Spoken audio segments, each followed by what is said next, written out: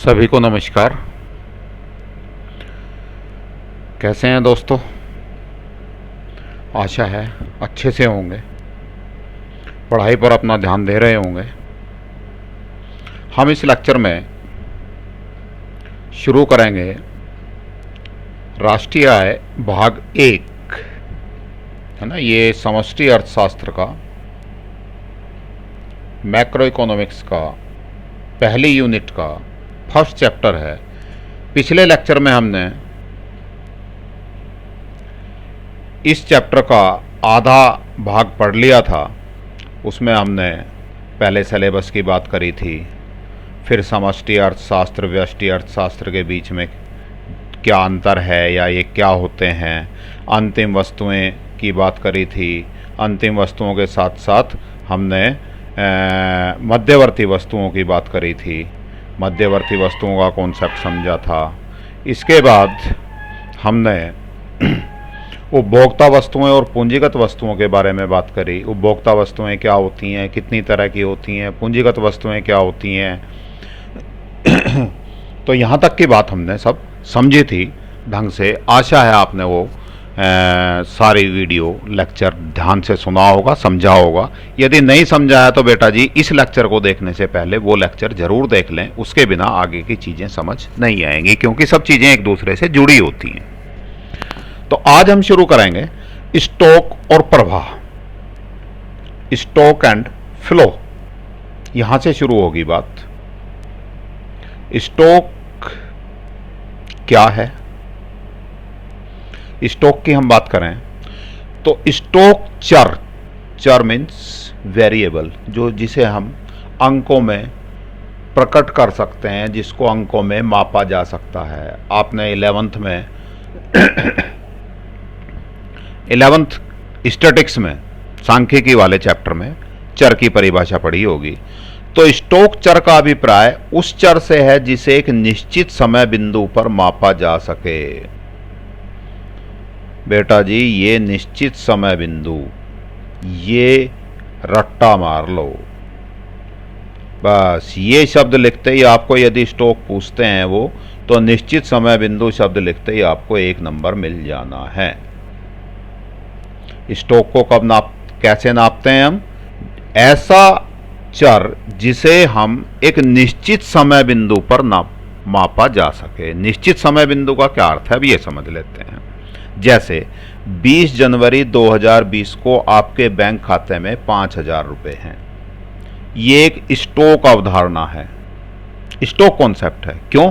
क्योंकि यहां समय का एक निश्चित बिंदु है, 20 जनवरी 2020। पूंजी स्टॉक अवधारणा है, क्योंकि पूंजी आपकी निरंतर परिवर्तित होती रहती है। तो किस डेट में कितनी पूंजी है वो एक स्टॉक अवधारणा है, क्योंकि इसके साथ हमें डेट बतानी पड़ेगी। ऐसी संपत्ति की भी। श्रम बल, भारत में कितना श्रम बल है, श्रम बल क्या होता है अभी बाद में बात करेंगे। तो ये एक चैप्टर है पूरा, उस चैप्टर में बेरोजगारी या रोजगार वाला चैप्टर है इंडियन इकोनॉमिक डेवलपमेंट का, उसमें सारी चीज़ें हम डिटेल में पढ़ेंगे। फिलहाल आप इतना समझ लीजिए कि भारत में आज की तारीख में श्रम बल की क्या स्थिति है, ये बताने के लिए हमें उसको डेट देनी पड़ेगी। बैंक जमा, आपके बैंक खाते में किस डेट में कितना पैसा जमा है। मुद्रा पूर्ति, ये सारी चीज़ें, मुद्रा पूर्ति भी अभी हम आगे पढ़ेंगे बैंकिंग वाले चैप्टर में क्या होती है। तो ये सारे कैसी अवधारणाएँ हैं? स्टॉक की अवधारणा। तो एक सिंपल सी एक, अब बस आप इतना याद कर लीजिए, स्टॉक वो चर है जिसे एक निश्चित समय बिंदु पर मापा जा सके। समय का एक निश्चित बिंदु होना चाहिए। यह स्थैतिक अवधारणा है।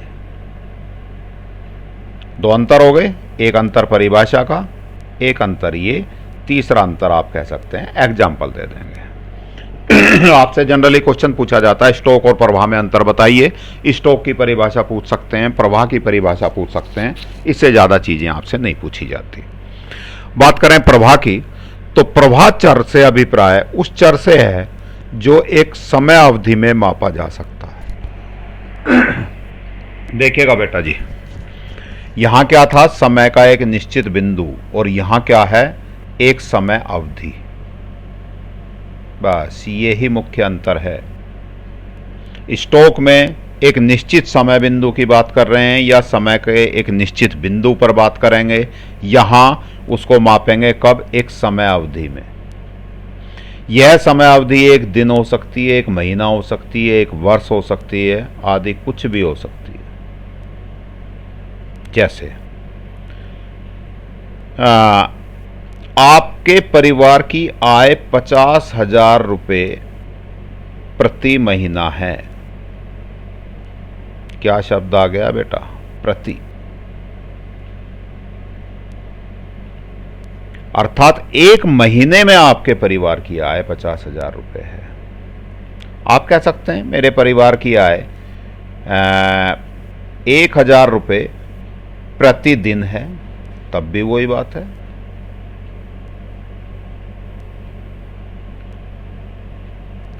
प्रतिदिन है तो प्रतिदिन आ गया, तब भी वही बात है। कौन सा होगा? प्रवाह होगा। तो समय की अवधि, वो अवधि एक दिन भी हो सकती है, एक साल भी हो सकती है, एक दशक भी हो सकती है। दशक मीन्स 10 साल। पूंजी पर ब्याज, हम कहते हैं जी मैंने बैंक से लोन लिया, उस लोन पे मेरा ब्याज 12% ईयरली है, एनुअल 12% है। इसका मतलब वार्षिक है। हर वर्ष मुझे जितना पैसा लिया है उसका 12% ब्याज के रूप में देना है। तो ये समय काल हो गया वार्षिक, एक वर्ष हो गया। भारत की जनसंख्या दर 1% वार्षिक है। हर साल 1% जनसंख्या बढ़ जाती है। राष्ट्रीय आय, राष्ट्रीय आय कब नापते हैं हम? राष्ट्रीय आय को नापते हैं एक लेखा वर्ष में। लेखा वर्ष, अकाउंटिंग ईयर क्या होता है पिछले लेक्चर में मैंने बता दिया। इट मीन्स ये भी वार्षिक हो गई। तो क्लियर हुई बात। अब बात करें अंतर की। पहला अंतर हो गया दोनों की परिभाषा। दूसरा अंतर यह स्थैतिक अवधारणा है, यह गतिशील अवधारणा है, लगातार चलती हुई अवधारणा है। चल रहा है, ब्याज पर डे जुड़ रहा है, बढ़ता जा रहा है, आय हर महीने आती जा रही है। इसमें प्रवाह का समय काल होता है। समय काल, समय अवधि, समय काल एक ही बात है। यह समय का एक निश्चित बिंदु होता है। और तीसरा अंतर वही दोनों की एग्जाम्पल्स का। तो 3 अंतर बता सकते हैं, 3 से ज़्यादा अंतर आपसे पूछने वाले भी नहीं है। ज़्यादातर तो एक उदाहरण के द्वारा स्टॉक की परिभाषा समझाइए, एक उदाहरण के द्वारा प्रवाह क्या होता है ये समझाइए। इस तरह से पूछा जाता है। देन जो हमारा नेक्स्ट टॉपिक है, यहाँ पे बात करें हम, जो सिलेबस की बात थी, इस सिलेबस में जब हम चलते हैं, अभी तक हमने समष्टि अर्थशास्त्र क्या है ये पढ़ लिया था। कुछ आधारभूत अवधारणाओं में उपभोक्ता वस्तुएं के बारे में बात कर ली थी, पूंजीगत वस्तुओं के बारे में बात कर ली थी, अंतिम वस्तुएं क्या होती हैं, मध्यवर्ती वस्तुएं क्या होती हैं, स्टॉक और प्रवाह के बारे में भी बात कर ली। अब हमारा नेक्स्ट जो हम कॉन्सेप्ट ले रहे हैं, लेक्चर ले रहे हैं, वो ले रहे हैं द्विक्षेत्रीय अर्थव्यवस्था में आय का चक्रीय प्रवाह। अब द्विक्षेत्रीय अर्थव्यवस्था क्या होती है, सबसे पहले यही देखेंगे। Circular flow of income in 2 sector economy. चलिए इसका ऑपरेशन करते हैं। एक अर्थव्यवस्था के सामान्यतया 4 क्षेत्र होते हैं। यहां कितने क्षेत्रों की बात कर रहे हैं हम? 2 सेक्टर्स की, द्विक्षेत्रीय 2 क्षेत्रों की बात कर रहे हैं। लेकिन हमें पता होना चाहिए 4 क्षेत्र कौन कौन से होते हैं। आगे चक्रीय प्रवाह केवल 2 क्षेत्रों में पढ़ना है हमें, लेकिन चारों क्षेत्रों का पता होना चाहिए। पहला क्षेत्र परिवार क्षेत्र, इसको गृहस्थ भी कहते हैं, गृहस्थ क्षेत्र भी बोलते हैं। ये कौन सा क्षेत्र होता है? जो हमारे घर हैं, हमारे जो परिवार हैं, इनमें वस्तुओं और सेवाओं के उपभोक्ताओं को सम्मिलित किया जाता है। हम सब वस्तुओं और सेवाओं का क्या करते हैं? उपभोग करते हैं। इन्हें गृहस्थ क्षेत्र भी कहते हैं। ये उत्पादन के कारकों के स्वामी होते हैं। ये वाला कॉन्सेप्ट थोड़ा सा समझिएगा, क्योंकि इस पे ही सारा बेस टिका हुआ है। उत्पादन के कारक कौन कौन से होते हैं बेटा? उत्पादन के कारक 4। पहला कारक भूमि, दूसरा कारक श्रम, तीसरा कारक पूंजी, चौथा कारक उद्यमशीलता या उद्यम वृत्ति। एक ही बात है। लैंड, लेबर, कैपिटल और एंटरप्रेन्योरशिप, ये 4 चीजें मिलकर किसी क्षेत्र में उत्पादन करते हैं। जो उत्पादक क्षेत्र होते हैं, कोई भी फर्म इन 4 चीजों को उपयोग करती है और वस्तुओं और सेवाओं का उत्पादन करती है। भूमि क्या करती है? भाई, आप कोई भी फैक्ट्री लगाना चाहते हैं तो सबसे पहले तो आपको ज़मीन चाहिए, या हवा में लग जाएगी? नहीं लगेगी। खेती करते हैं, प्राइमरी सेक्टर में काम करना चाहते हैं, खेती करते हैं तो भी आपको ज़मीन चाहिए वस्तुओं फसलों का उत्पादन करने के लिए। फैक्ट्री लगाते हैं तो भी ज़मीन चाहिए। तीसरा सेक्टर, यदि सेवा वाला क्षेत्र है, टर्सरी सेक्टर में काम करना चाहते हैं, तब भी आपको सेवा देने के लिए कोई ऑफिस, कोई दुकान, कुछ ना कुछ ज़मीन जरूर चाहिए। इसके मालिक कौन होते हैं? परिवार क्षेत्र। श्रम, जब उत्पादन करते हैं तो हमें लेबर चाहिए, श्रम कौन देगा? परिवार क्षेत्र। उत्पादन करने के लिए, फैक्ट्री लगाने के लिए, मजदूरों को तनख्वाह देने के लिए, कच्चा माल खरीदने के लिए शुरू में कुछ पूंजी भी चाहिए।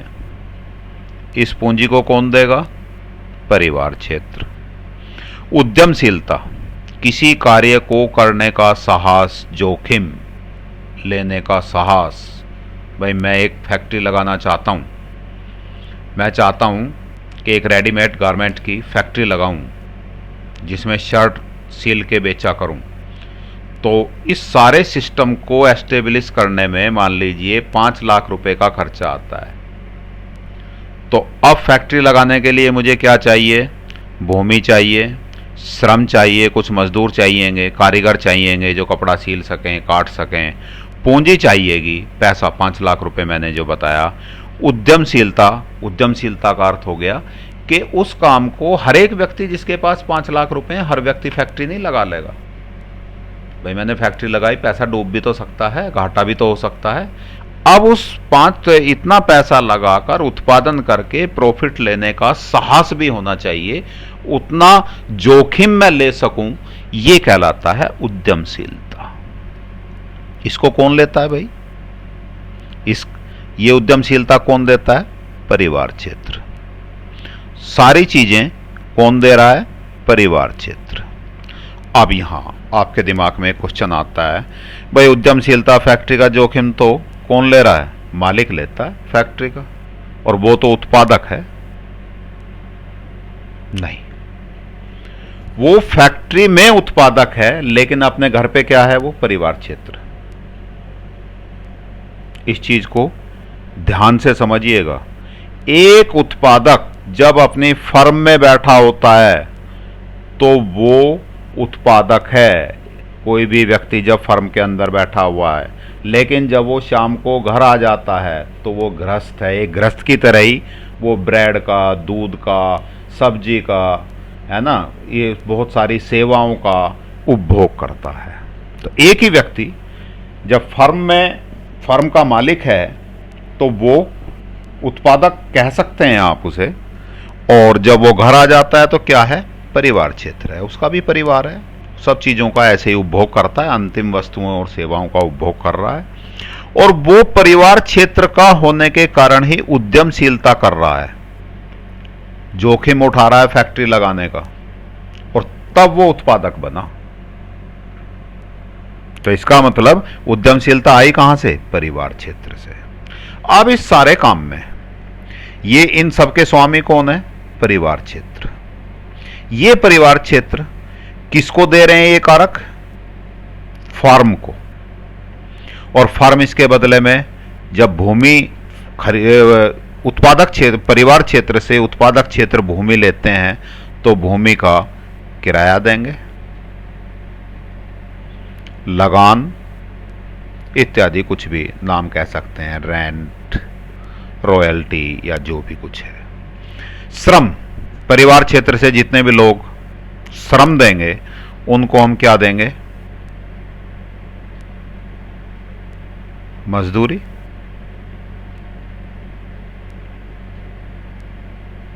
और तनख्वाह कह सकते हैं, सैलरी कह सकते हैं, वेजेज कह सकते हैं, कुछ भी नाम दे लो, लेकिन श्रम के बदले में हमें कुछ उन्हें पैसा देना पड़ेगा, वो मजदूरी के अंडर में मान लीजिए। कैपिटल, पूंजी, वो व्यक्ति जो फर्म लगा रहा है पूंजी कहाँ से लेगा? बाजार से लेगा। बाजार में यदि आप पूंजी उधार लेने जाएं तो आपको क्या देना पड़ता है? ब्याज। तो पूंजी का क्या देगा? ब्याज देगा। उद्यमशीलता, जो जोखिम उसने उठाया है, इसका उसको मिलता है पारितोषिक के रूप में लाभ। भाई उसने रिस्क उठाया, जितना लाभ होगा मालिक लाभ भी तो वही कमाएगा, तो ये पारितोषिक उद्यमशीलता का क्या मिला? लाभ मिला। तो कोई भी प्रोडक्ट उसमें से ये सारी चीजें माइनस कर दें। एक समझ लीजिएगा, कल वाला ही एग्जाम्पल लेते हैं, चाय वाले का एग्जाम्पल लेते हैं। चाय वाले ने क्या किया था? 200 रुपये क्या लिया था? कच्चा माल लिया था।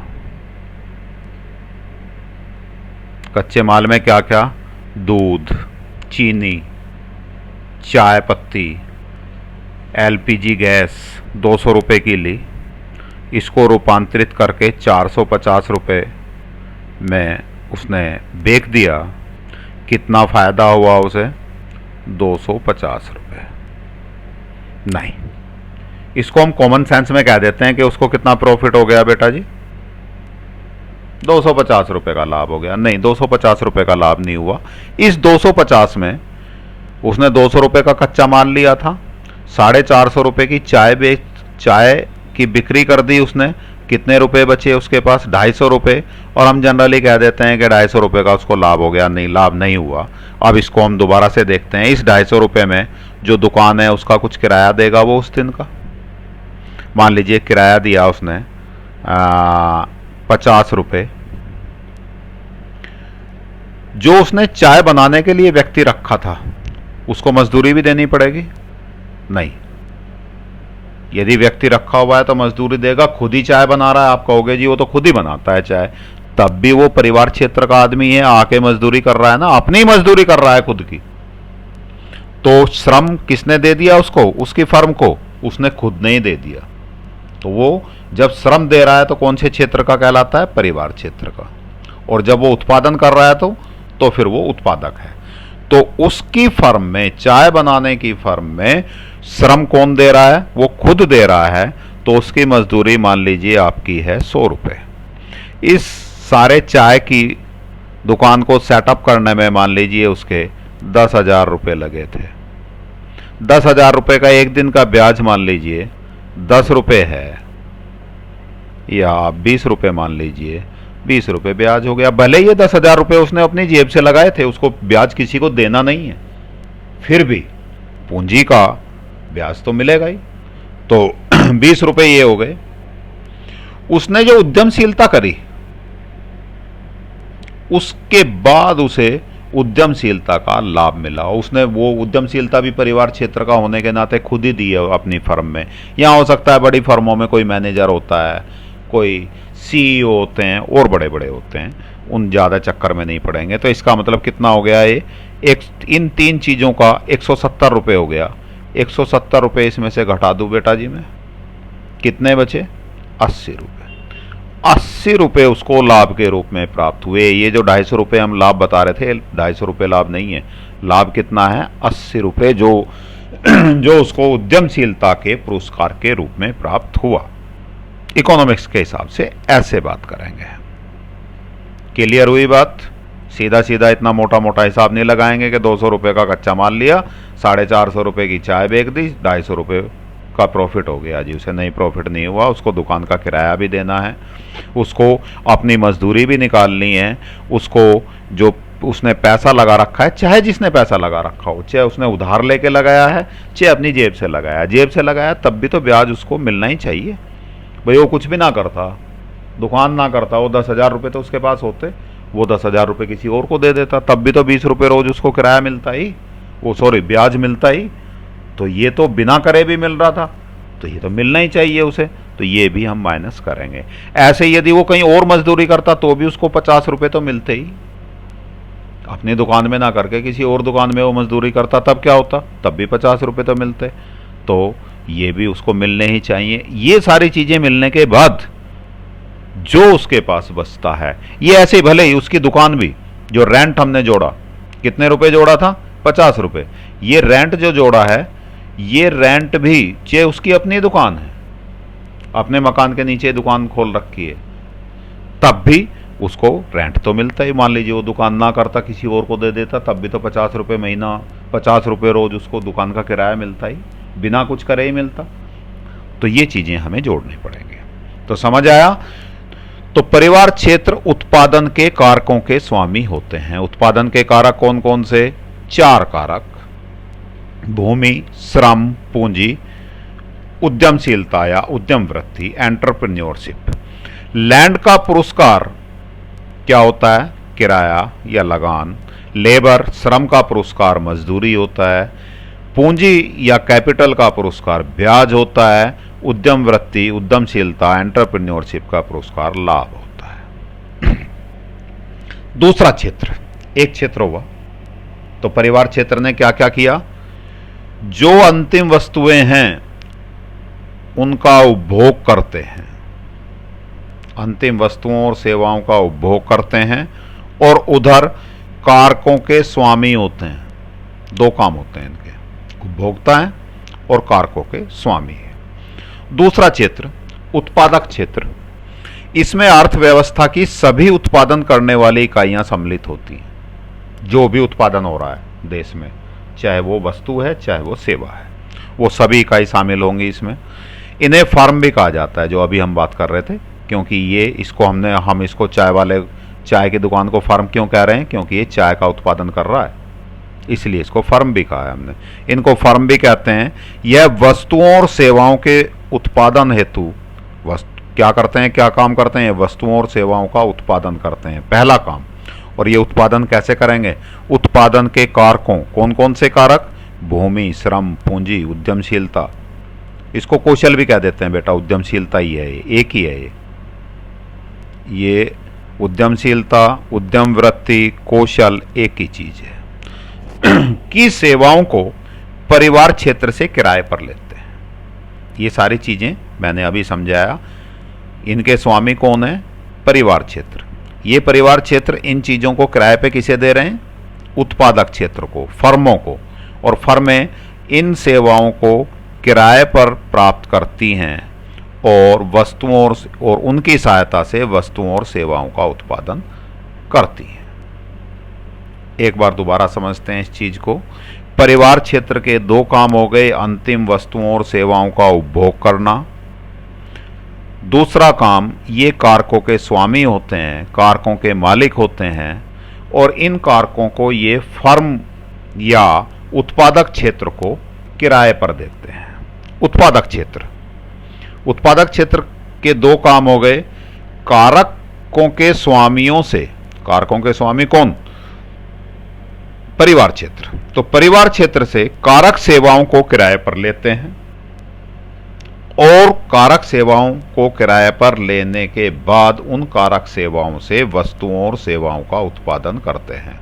तो 2 काम हो गए, वस्तुओं और सेवाओं का उत्पादन और कारक सेवाओं को किराए पर प्राप्त करना। किससे प्राप्त कर रहे हैं, गृहस्थ या परिवार क्षेत्र से। चलिए तीसरा क्षेत्र बात करते हैं, सरकारी क्षेत्र। सरकारी क्षेत्र क्या होता है भाई, हमारी सरकार। कल्याणकारी एजेंसी के रूप में सरकार का मुख्य काम होता है मानव कल्याण, देश के नागरिकों के भले के लिए काम करना। ये उत्पादक भी होती है और उपभोक्ता भी होती है, दोनों ही चीजें करती है।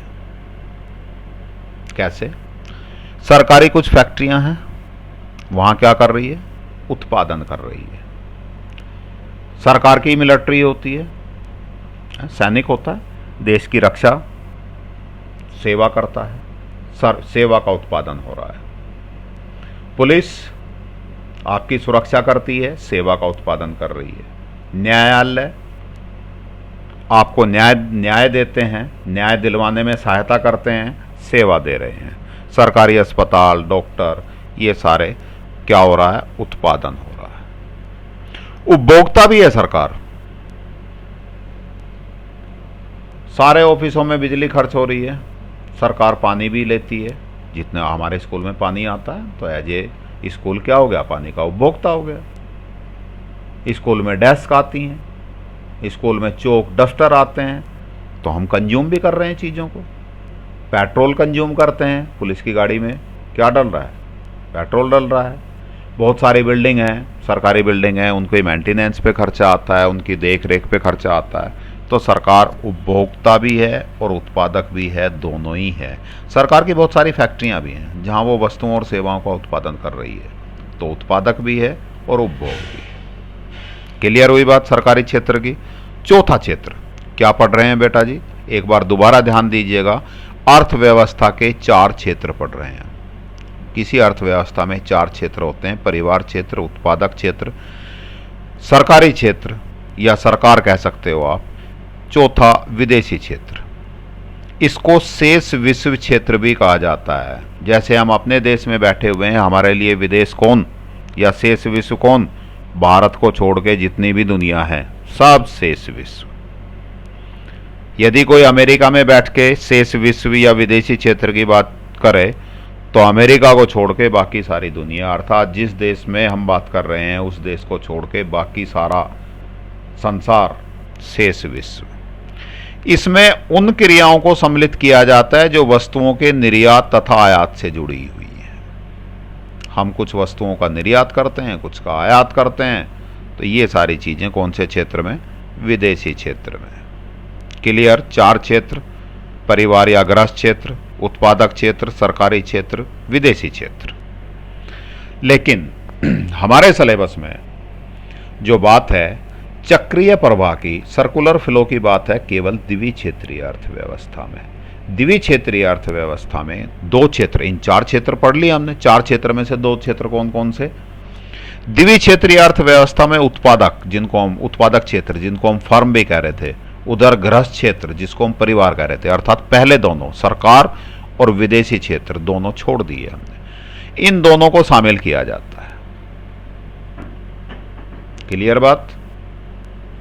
तो प्रवाह, वस्तुओं सेवाओं या जो भी प्रवाह मीन्स बहना, किधर से किधर चल रही हैं, इस प्रवाह के लिए हम केवल ये मानेंगे कि देश में 2 ही क्षेत्र हैं।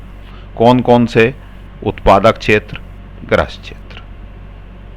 इन दोनों को, सरकारी क्षेत्र और विदेशी क्षेत्र को हम छोड़ देंगे। देन इसमें कारक सेवाओं के स्वामी के रूप में गृहस्थ क्षेत्र फर्मों को कारक सेवाएं प्रदान करते हैं। पहले मैंने आप बात कर ली, गृहस्थ क्षेत्र का क्या काम है?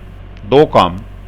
कारक सेवाओं के स्वामी होते हैं और उनको उत्पादक क्षेत्र या फर्मों को कारक सेवाएं देते हैं। अब फ्री में तो देंगे नहीं, देने के बदले उनसे कुछ लेंगे। क्या क्या लेंगे? वही 4 कारक ले रहे हैं तो पुरस्कार में यही 4 चीजें ले लेंगे: किराया, मजदूरी, ब्याज, लाभ।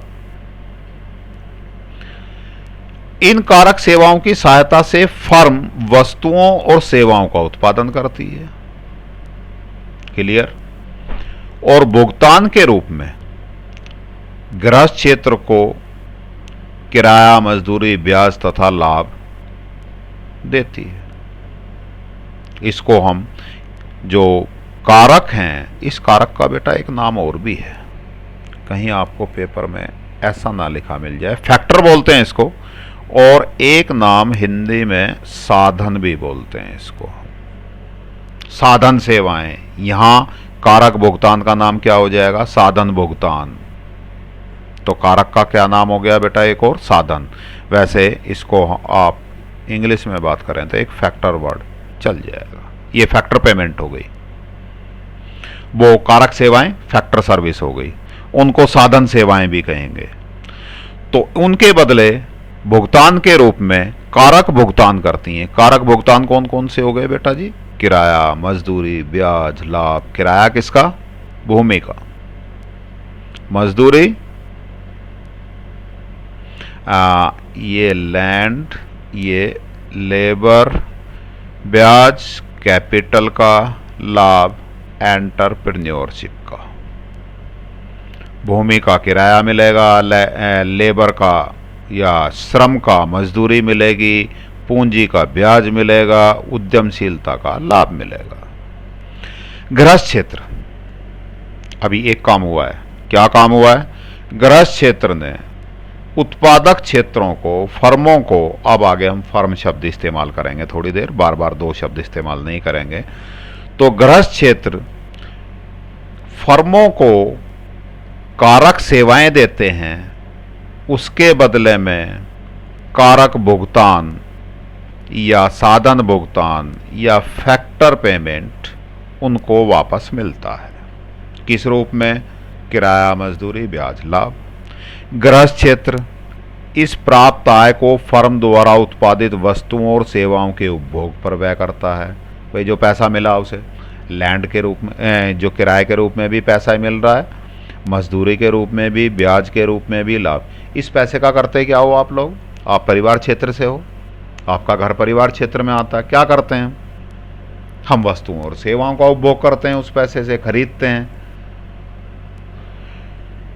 उस पर एक्सपेंडिचर कर दिया हमने, जिसका उपभोग व्यय के रूप में आय गृहस्थ क्षेत्र से फर्म क्षेत्र की ओर। वो पैसा फिर कहाँ चला गया बेटा? फर्म में चला गया। क्यों? ब्रेड किसने बनाई? फर्म ने बनाई। आपने उपभोग की। उपभोग करने के लिए आप दुकान को क्या कर रहे हैं? 40 रुपये दे रहे हैं, तब एक ब्रेड का पैकेट ले रहे हैं। वो 40 रुपये कहाँ चले गए? फर्म को चले गए। तो इस प्रकार आय का चक्रीय प्रभाव पूरा होता है। कैसे होता है अभी और डिटेल पढ़ेंगे, दोबारा एक बार बातें करेंगे तो आपको समझ आएगा। दो तरह के प्रभाव होते हैं। अभी परिवार उत्पादन के साधनों, देखिए यहाँ वर्ड आ गया साधन, इसीलिए मैंने अलग अलग डाले हैं। इस साधन को हम क्या कह सकते हैं? कारक भी कह सकते हैं। कंफ्यूज मत होना। ये दो दो तीन तीन शब्द मैं इसलिए इस्तेमाल करता हूँ कि कई बार हम क्या करते हैं कि बच्चे कारक वर्ड ही पढ़ के चले जाते हैं और वहाँ लिखा आ रहा है पेपर में साधन, तो फिर हमें लगता है यार ये तो कुछ और बात पूछ ली, हमें तो आता ही नहीं है क्वेश्चन। नहीं, इसीलिए हम दोनों चीज़ें एक साथ बता के चलते हैं। कई बार बच्चा साधन पढ़ गया, वहाँ कारक लिखा आ गया, फिर बच्चा कहता है जी हमने तो कारक कभी सुना ही नहीं, कभी पढ़ा ही नहीं, है तो क्वेश्चन हमें पढ़ाया ही नहीं गया। दोनों एक ही हैं। और तीसरा नाम फैक्टर। जब भी आप क्वेश्चन पेपर सॉल्व करते हैं उसका इंग्लिश वर्जन एक बार जरूर पढ़ें, स्पेशली टेक्निकल टर्म्स का। देन परिवार उत्पादन के साधनों भूमि, श्रम, पूंजी, उद्यमवर्ती, कौशल के स्वामी होते हैं और वस्तुओं और सेवाओं के उपभोक्ता होते हैं। वही दो चीजें बार बार रिपीट हो रही हैं। फर्म साधनों को किराए पर लेती हैं, पहली चीज, वस्तुओं और सेवाओं का उत्पादन करती है जिन्हें वह परिवार क्षेत्र को बेच देती है। अब इसका चक्रीय प्रभाव, चक्रीय मीन्स जिसका साइकिल कंप्लीट हो जाए, पूरा चक्र बन जाए। एनसीईआरटी में वर्तुल प्रवाह लिखा हुआ है बेटा, तो जहां तक है पेपर में आपको वर्तुल प्रवाह शब्द लिखा मिलेगा, जबकि बहुत सारी किताबों में चक्रीय प्रवाह मिलेगा। बात एक ही है। इंग्लिश में क्या कहेंगे इसको हम? Circular flow. तो चक्रीय प्रवाह, वर्तुल प्रवाह दो प्रकार के, वास्तविक प्रवाह रियल फ्लो और दूसरा मौद्रिक प्रवाह मॉनिटरी फ्लो।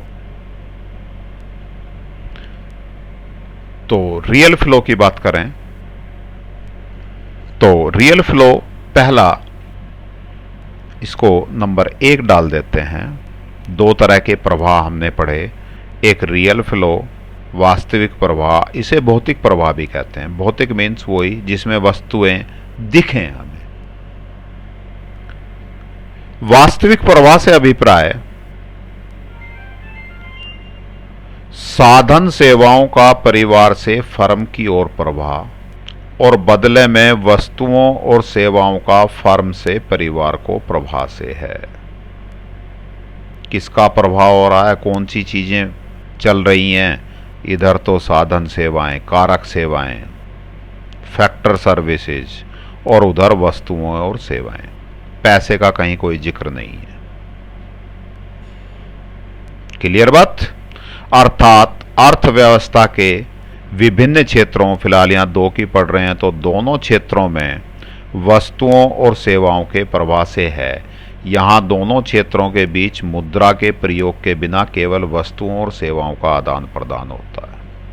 वास्तव में तो यही होता है। कैसे होता है?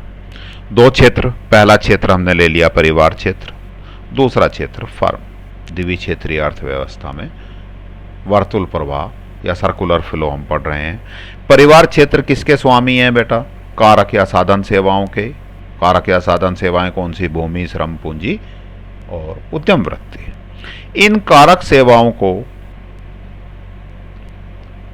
किसको दे दिया इसने? फर्म को दे दिया। फर्म ने क्या किया? इन कारक सेवाओं की सहायता से वस्तुओं और सेवाओं का उत्पादन किया। अब इन वस्तुओं और सेवाओं का क्या करेगी फर्म? परिवार क्षेत्रों को दे देगी। चक्र पूरा हो गया। परिवार क्षेत्र से चले कारक सेवाएं फर्म को मिली, फर्म ने वस्तुओं और सेवाओं का उत्पादन किया और वो वस्तुएं और सेवाएं किसको दे दी? परिवार क्षेत्र को दे दी।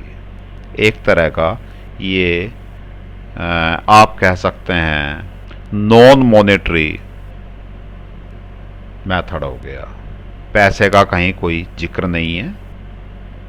इसने इसको सेवाएं दी। कौन सी सेवाएं दी? कारक सेवाएं दी। बदले में फर्म ने इसको वस्तुएं और दूसरी सेवाएं परिवार क्षेत्र को दे दी। बिना पैसे के वस्तुओं के लेन देन में बार्टर सिस्टम बोलते हैं, उसमें काम चला। इस प्रवाह को हम कहेंगे वास्तविक प्रवाह। कौन सा प्रवाह बेटा? वास्तविक प्रवाह। क्लियर हो गया? वास्तविक परिभाषा की वास्तविक प्रवाह की परिभाषा की बात करें तो वास्तविक प्रवाह से अभिप्राय साधन सेवाओं का परिवार से फर्म की ओर प्रवाह। किसका? साधन सेवाओं का परिवार क्षेत्र से फर्म की ओर प्रवाह और बदले में वस्तुओं और सेवाओं का फर्म से परिवार की ओर प्रवाह से है। आप समझ आ गई होगी परिभाषा। ये परिभाषा, ये चित्र, दोनों से आपको कॉन्सेप्ट क्लियर हो जाएगा। दूसरा, मौद्रिक प्रवाह, मॉनेटरी फ्लो। वो रियल फ्लो था, ये मॉनेटरी। मॉनेटरी मीन्स मौद्रिक, पैसे से मामला आ गया, मुद्रा से संबंधित मामला हो गया। यहां पैसा बीच में घुस गया। इसको नॉमिनल फ्लो भी बोलते हैं, मॉनेटरी फ्लो भी बोलते हैं।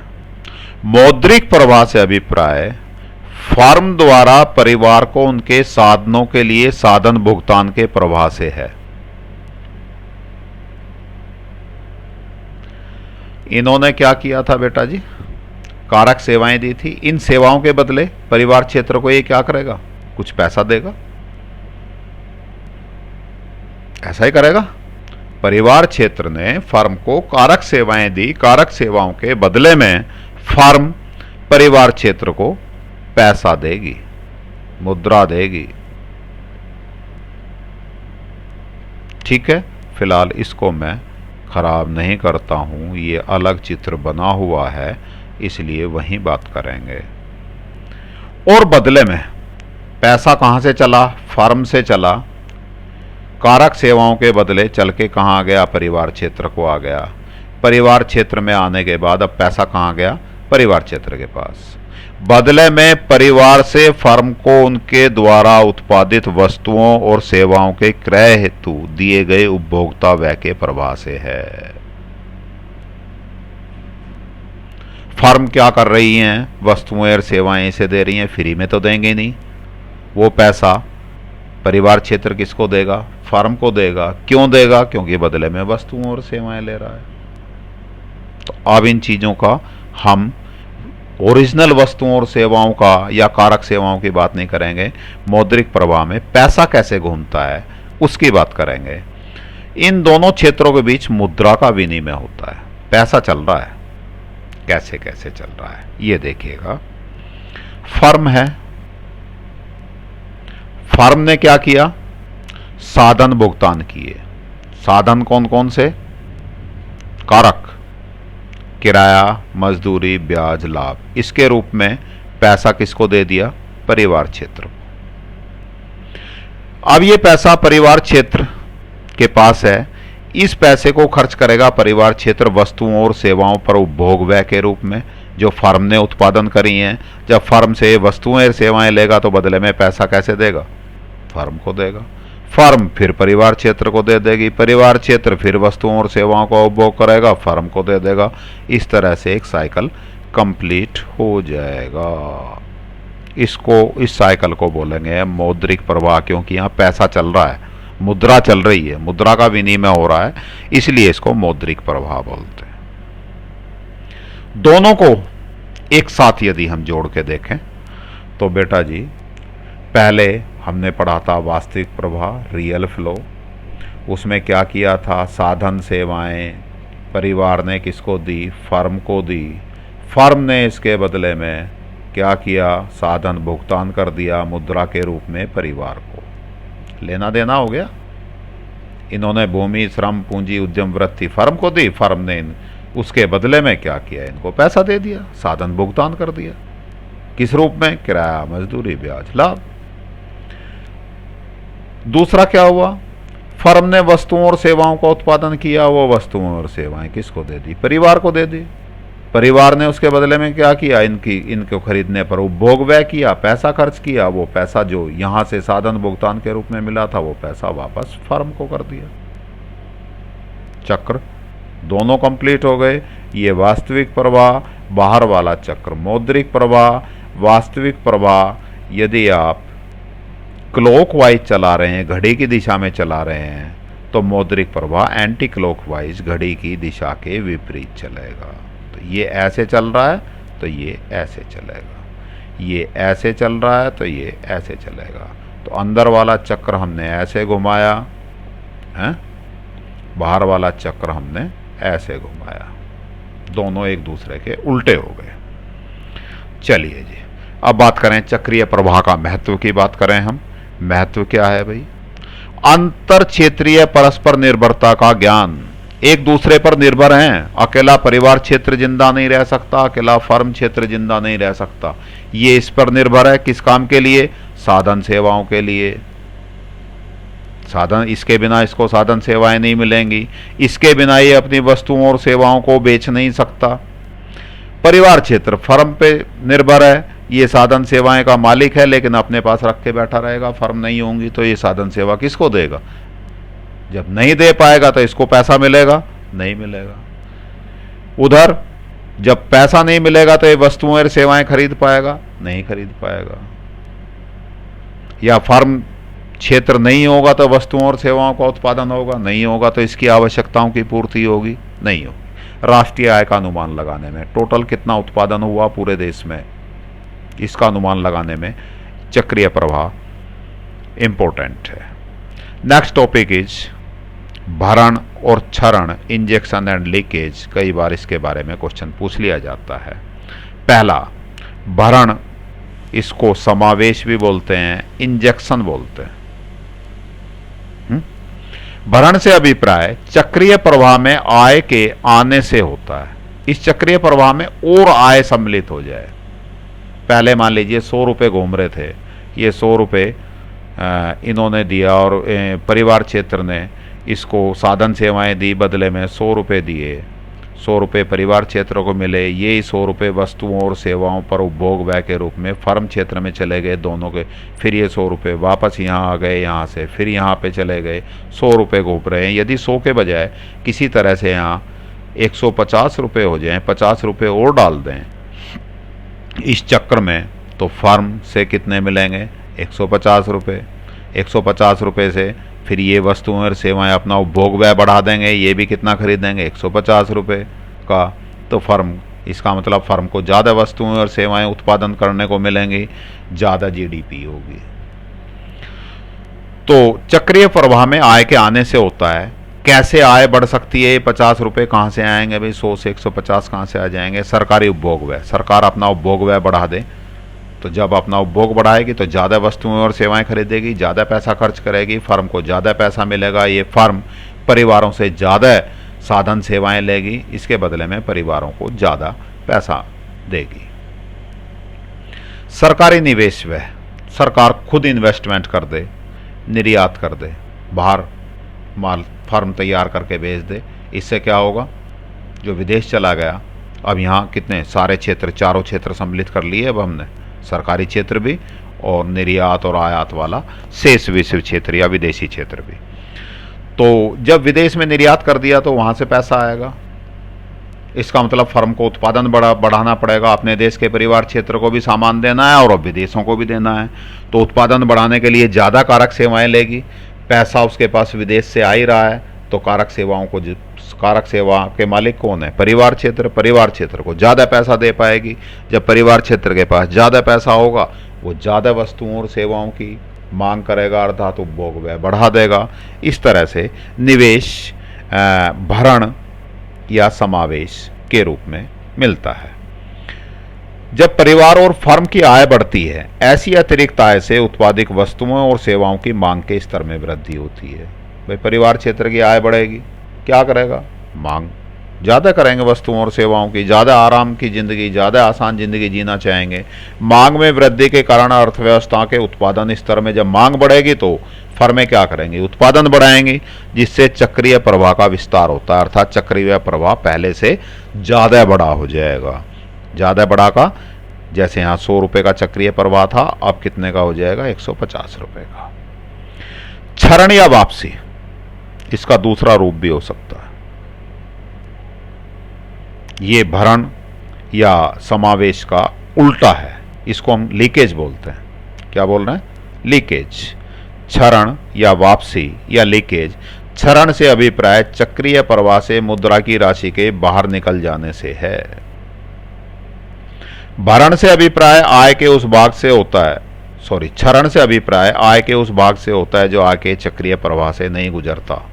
जैसे बचत कर लें, आयात कर लें, सरकारी करों में वृद्धि कर लें। फॉर एग्जाम्पल, यहीं आ जाओ बेटा जी, यहाँ क्या हुआ, इसको मैं थोड़ा सा क्लियर कर दूं तब बात करते हैं।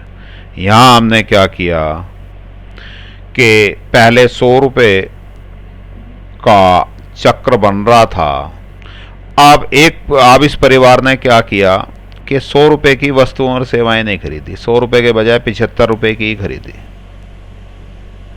25 रुपये क्या किए, बचत कर ली, अपने घर में ही रख लिए, नहीं दिए कहीं बाहर, भाई बुरे समय में काम आएंगे।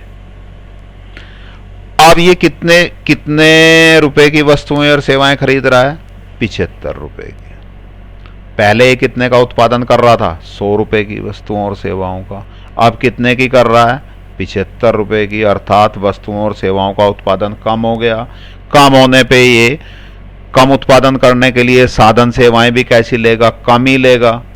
कम लेगा तो वापस पैसा भी कितना देगा, कम ही देगा, 75 रुपये ही देगा। अर्थात जो पहले 100 रुपये चक्र में घूम रहे थे, अब कितने घूमने शुरू हो गए, 75 रुपये। इस प्रक्रिया को हम कहते हैं क्षरण या वापसी। ये बचत के द्वारा हो सकती है, आयात कर लें, बाहर से आयात कर लें, वो पैसा तो बाहर चला गया, अब तो हमारे चक्र में रहा ही नहीं। सरकारी क्षेत्र में करों में वृद्धि, ये एग्जाम्पल ऐसा ही हो सकता है कि 100 रुपये इसको मिले जो यहाँ से मिले थे फर्म से, अब सरकार ने क्या किया, नहीं भाई 25 रुपये का टैक्स दे दे।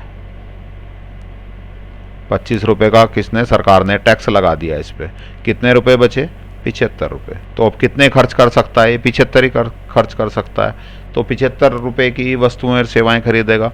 आगे सर्कल में, इस साइकिल में कितने रुपए घूमेंगे, 75 रुपये, क्योंकि ये 25 रुपये कौन ले गया, सरकार ले गई, या बचत में परिवार क्षेत्र ने रख लिए, या विदेश चले गए, जैसा भी है। परिवार और फर्म की प्रयोज्य आय, प्रयोज्य आय मीन्स खर्च करने योग्य आय। जिसको परिवार या फर्म खर्च करती हैं, वो आय कम हो जाती है इन चीज़ों के कारण। ये उसकी उल्टी होगी बेटा जी। यहाँ क्या था, सरकारी उपभोग व्यय बढ़ जाए।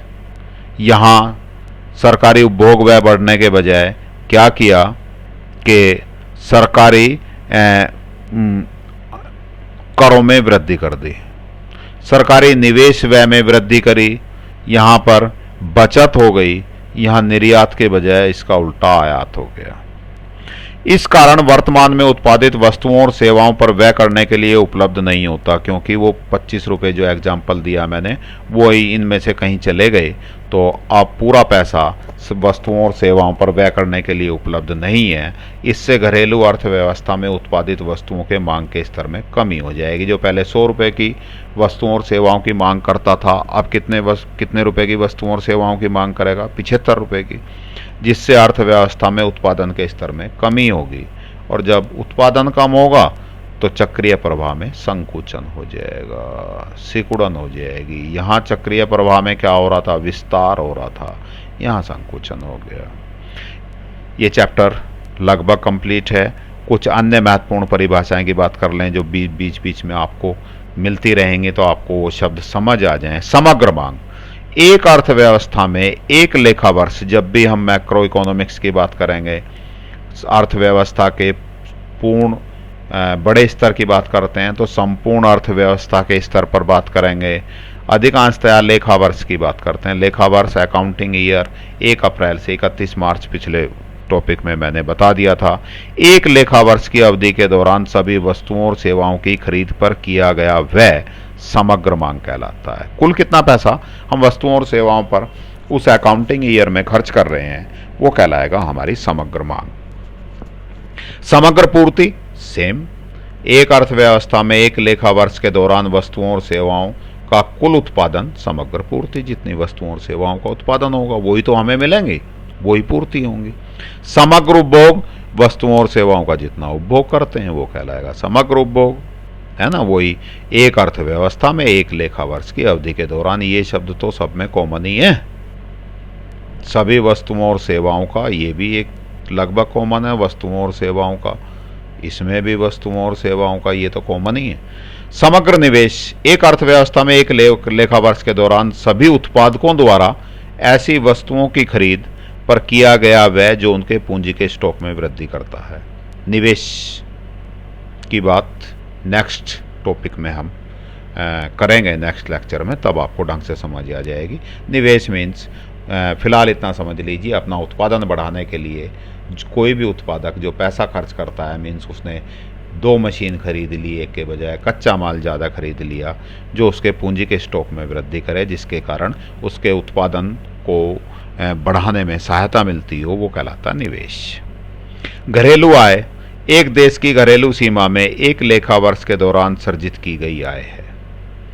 इसे एक अर्थव्यवस्था में एक लेखा वर्ष के दौरान उत्पादित वस्तुओं और सेवाओं के मौद्रिक मूल्य से भी नापा जाता है, डोमेस्टिक इनकम। चलिए एक नई टर्म बता देता हूँ, आगे वैसे तो हम पढ़ेंगे डोमेस्टिक इनकम, पर छोड़ो अभी NDPFC अभी नहीं समझोगे, केवल इतना ही अभी, चलो लिख दिया था मैंने, कोई बात नहीं। NDPFC डोमेस्टिक इनकम कहलाती है, घरेलू आय कहलाती है। Net domestic product at FC, बस अभी तो इतना सुन लो। चलो एक शब्द सुना हुआ सा तो लगेगा आगे के लेक्चर्स में। सामान्य कीमत स्तर, एक विशिष्ट समय अवधि के अंत में सभी वस्तुओं और सेवाओं की कीमतों का सूचकांक। ऐसा मत सोचना कि डोमेस्टिक आय मैंने बीच में करके छोड़ दी, पूरी डिटेल समझाऊंगा, पूरा टॉपिक है इसी। सामान्य कीमत स्तर समझ आ गया, विशिष्ट समय अवधि के अंत में सभी वस्तुओं और सेवाओं की कीमतों का सूचकांक। सूचकांक इंडेक्स 11th में आपने स्टैटिक्स में पढ़ा है चैप्टर, क्या होता है इंडेक्स। इसके महत्वपूर्ण प्रश्नों की बात करें, व्यष्टि अर्थशास्त्र और समष्टि अर्थशास्त्र में क्या अंतर है, टॉपिक के बिल्कुल शुरू में ही, चैप्टर के शुरू में ही था बात। यहीं पे हमने इससे पहले वाले लेक्चर में इसकी बात हो गई थी, ये वाला कि समष्टि अर्थशास्त्र क्या है, इसके एग्जाम्पल, व्यष्टि अर्थशास्त्र क्या है, इसके एग्जाम्पल। आगे बात करें। सेकंड क्वेश्चन इज, समष्टि अर्थशास्त्र की दृष्टि से अर्थव्यवस्था के 4 प्रमुख क्षेत्रकों का वर्णन कीजिए। बेटा जी, क्षेत्रक में बच्चे कंफ्यूज होते हैं, पेपर में मैं खूब देखता हूँ। 4 प्रमुख क्षेत्रक पूछते हैं, बच्चे को क्षेत्रक याद आते हैं 3, प्राथमिक क्षेत्र, द्वितीयक क्षेत्र, तृतीयक क्षेत्र। चौथा क्षेत्र कौन सा है? गलत बात। ये क्या कह रहा है? समष्टि अर्थशास्त्र की दृष्टि से अर्थव्यवस्था के 4 प्रमुख क्षेत्रक पूछ रहा है। कौन कौन से? बिल्कुल अलग हैं जो अभी ऊपर पढ़े हैं हमने। परिवार क्षेत्र, गृहस्थ क्षेत्र, सरकारी क्षेत्र और शेष विश्व या विदेश। अभी ऊपर डिटेल में पढ़े 4 क्षेत्रक। दोबारा दिखा देता हूँ आपको। 4 क्षेत्रकों की बात की थी हमने, कहाँ पर? ये रहे, परिवार क्षेत्र, उत्पादक क्षेत्र, ये अर्थव्यवस्था के 4 क्षेत्र। ध्यान रखना ये बात, कभी यहाँ प्राथमिक, द्वितीयक और तृतीयक क्षेत्रक लिख दो। चलिए जी, नेक्स्ट क्वेश्चन, मौद्रिक प्रवाह और वास्तविक प्रवाह को परिभाषित कीजिए। अभी पढ़े हैं, दोनों की अच्छे से परिभाषा लिखी हुई है, चित्र बना के समझाया है। मध्यवर्ती वस्तुओं के 2 उदाहरण दीजिए। पहले हमने मध्यवर्ती वस्तु बहुत ध्यान से पिछले टॉपिक में पढ़ाई थी, एग्जाम्पल लिखे हुए हैं, है ना। और दूध, केवल दूध लिखने से काम नहीं चलेगा। एक हलवाई द्वारा खरीदा गया दूध, तब काम चलेगा उदाहरण में, क्योंकि दूध तो गृह क्षेत्र भी तो खरीद सकता है।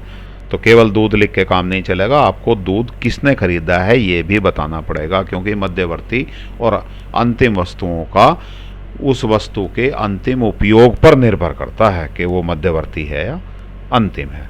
निम्नलिखित को अंतिम व्यय माना जाना चाहिए या मध्यवर्ती व्यय? कारण दीजिए। एक फर्म द्वारा फर्नीचर के खरीद, फर्म ने क्या किया? फर्नीचर खरीदा है, फर्म कैसा है? अंतिम व्यय है, इसको आगे बेचेगा नहीं। ऑफिस में लगाए गए कंप्यूटर सब दे रखे हैं, पहले उसी में समझा भी रखे हैं। मध्यवर्ती और अंतिम वस्तुओं की अवधारणा की व्याख्या करो, दोनों की परिभाषा दी हुई है ऊपर। सभी पूंजीगत वस्तुएं उत्पादक वस्तुएं होती हैं, क्यों? ये भी स्पेशली एक टॉपिक हमने पढ़ा था। सभी पूंजीगत वस्तुएं उत्पादक वस्तुएं होती हैं, परंतु सभी उत्पादक वस्तुएं पूंजीगत वस्तुएं नहीं होती। पूंजीगत वस्तुएं कौन सी? मशीनरी वगैरह जो उत्पादन में सहायता करती हैं, परिभाषा लिखी हुई है। लंबे समय तक, कई वर्षों तक उत्पादन में सहायता करती हैं। कारण बताते हुए निम्नलिखित को स्टॉक और प्रवाह में वर्गीकृत कीजिए। ये सारे मैंने उसमें लिखे हुए भी हैं। एक द्विक्षेत्रीय अर्थव्यवस्था में आय के चक्रीय प्रवाह की व्याख्या कीजिए। ऊपर एक्सप्लेन कर रखा है, फिर भी कैसे लिखना है ना, सही से उत्तर कैसे लिखा जाता है, केवल इस एग्जाम्पल को समझाने के लिए ये एक आपको आंसर एग्जाम्पल की फॉर्म में दे दिया है। चलिए ठीक है, आपका ये नेशनल इनकम का फर्स्ट लेसन कंप्लीट हो गया है। ठीक है जी, आशा है आपको ढंग से समझ आ गया होगा। जो चीज़ें मैंने बताई हैं वो चीज़ें ठीक से क्लियर हो गई होंगी। चलिए धन्यवाद, आपने मेरी बातें बहुत ध्यान से सुनी, इसके लिए बहुत बहुत धन्यवाद। Have a nice day, have a good day. Okay, thank you.